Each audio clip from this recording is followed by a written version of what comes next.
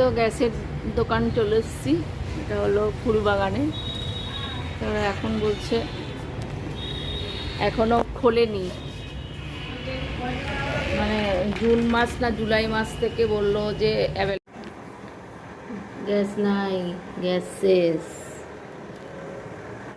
এই ইন্ডাকশানে রান্না করছি, ডবল কুসুমের ডিম সিদ্ধ বসিয়েছি, আলু সিদ্ধ বসিয়েছি।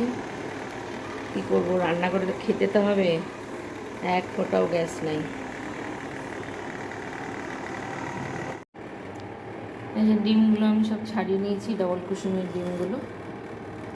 এই দেখো, দুটো করে কুসুম আছে এর মধ্যে, এই যে একটা আর এই দিকে একটা, দুটো করে কুসুম, এই যে একটা, এই যে একটা।